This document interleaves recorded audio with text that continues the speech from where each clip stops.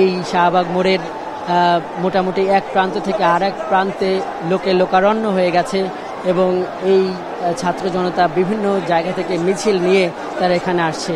এই মিছিলে যে শুধু এই ছাত্ররা এসেছেন তা নয়, এখানে কিন্তু আমরা বিভিন্ন বয়সী মানুষ দেখছি। শুধু ছাত্ররা এসেছেন তা নয়, এখানে আমরা বিভিন্ন পেশার মানুষও দেখছি। দর্শক, আপনারা নিশ্চয়ই দেখতে পাচ্ছেন যে আসলে এই যে মহাখালী থেকে যে মিছিলটি যাচ্ছে সেটি আসলে উত্তরা থেকে এই মিছিলটি শুরু হয় এবং এই মিছিলটি কিন্তু শেষ প্রায় 40 থেকে 45 মিনিট যাবৎ আমরা এখানেই আছি এবং দেখছি যে এই মিছিলটি কিন্তু এখান থেকে যাচ্ছে। সেটি আসলে মহাখালী হয়ে নাখালপাড়া পর্যন্ত তারা যাচ্ছে তাদের মিছিল। আমরা যদি একটু বলি, সেটি হচ্ছে যে মহাখালীতে কিন্তু আজকে আইনশৃঙ্খলা বাহিনীর যারা সদস্য ছিলেন তারা এখানে নিয়োজিত ছিলেন এবং একই সাথে সেনাবাহিনীর সদস্যরাও কিন্তু মোতায়েন ছিলেন। তবে আজকে দুপুরে যখন এই মিছিলটি যখন উত্তরা হয়ে বনানী হয়ে যখন এখানে চলে আসে তখন কিন্তু সেনাবাহিনীর সদস্যরা যে একটি লাইন রয়েছে সেই মিছিলের একটি লাইন দিয়ে কিন্তু এই মিছিলটিকে ছেড়ে দিয়েছে এবং এই মিছিলটি কিন্তু সোজাসুজি যাচ্ছে। আপনারা নিশ্চয়ই দেখতে যাচ্ছেন প্রায় কয়েক লাখ মানুষ কিন্তু আমরা এই মিছিলে দেখতে পাচ্ছি। তারা কিন্তু বিভিন্ন ধরনের প্ল্যাকার্ড সহ তাদের যে স্লোগান সেগুলো নিয়ে কিন্তু তারা যাচ্ছে। একই সাথে প্রায় অধিকাংশ মানুষের হাতে কিন্তু বাংলাদেশের পতাকা,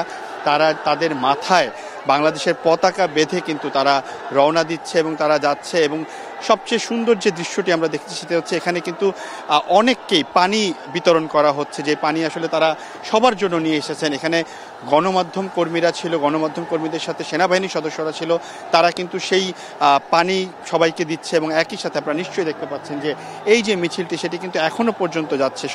আমরা যদি বলি প্রায় আধা ঘন্টার বেশি সময় ধরে কিন্তু এই মিছিলটি মহাখালী হয়েই যাচ্ছে। এবং মহাখালী রাওয়া ক্লাব যেটি রয়েছে সেই ক্লাবের সামনে কিন্তু আজকে সকালে 11টা বাজে কিন্তু আমরা দেখেছি যে যারা সাবেক সশস্ত্র সেনা কর্মকর্তা ছিলেন, যারা অবসরপ্রাপ্ত সেনা কর্মকর্তা ছিলেন, তারা কিন্তু একটি মানববন্ধন করেছেন, তারা র্যালি করেছেন, তারা জাতির উদ্দেশ্যে কথা বলেছেন এবং তখন তাদের সন্তান এবং তাদের যে পরিবারের সদস্যরা তারাও কিন্তু সেখানে অংশগ্রহণ করেছিলেন। এবং যখন এই মিছিলটি এই মহাখালীতে এসে পৌঁছায় তখন কিন্তু আমরা দেখেছি যে সাবেক অবসরপ্রাপ্ত যারা সেনা কর্মকর্তা রয়েছেন তাদের সন্তানরা কিন্তু সেনাবাহিনীর সাথে কথা বলেছেন এবং কথা বলার পরে কিন্তু তারা সেনাবাহিনীকে রিকোয়েস্ট করেছিলেন যে আমরা আসলে এই মিছিলে যেতে চাই, আমাদেরকে এখান থেকে ছেড়ে দেওয়া হোক। এবং এরপর কিন্তু সেনাবাহিনীর যে অবসরপ্রাপ্ত কর্মকর্তা রয়েছেন তারা, তাদের সন্তানরা, তাদের পরিবারের সদস্যরা সবাই কিন্তু এই মিছিলে তাদের সাথে যোগদান করেছেন। এবং নাখালপাড়া থেকে শুরু করে ওয়ার্ল্ডস গেট, মহাখালীর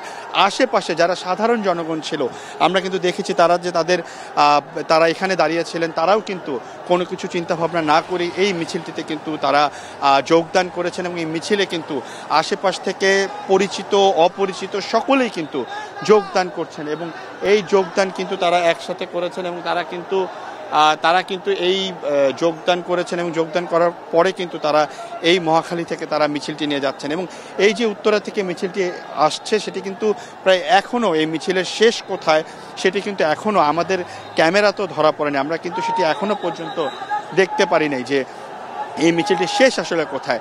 মানুষ আসছে রাস্তায় বিভিন্ন এলাকা থেকে, বনানী থেকে শুরু করে খিলক্ষেত, আশেপাশে যারা আছে তারা সকলেই কিন্তু ওয়ার্ল্ডস গেট থেকে শুরু করে আমতলী, বনানী সব জায়গা থেকে কিন্তু সাধারণ যারা জনগণ রয়েছেন, একেবারে ঘরের যে মহিলাটি আছেন তিনিও কিন্তু আমরা দেখেছি যে মহাখালী থেকে বের হয়ে এসেছেন এবং এই মিছিলে কিন্তু তারা যোগদান করেছেন। সেনাবাহিনীর সদস্যরা এখানে আছেন, তারা এখানে আছেন এবং তারা কিন্তু তাদেরকে দিক নির্দেশনা দিচ্ছেন আসলে মিছিলটি কোথা থেকে যেতে হবে। ডিভাইডার যেটি রয়েছে সেই ডিভাইডারের উপরে কিন্তু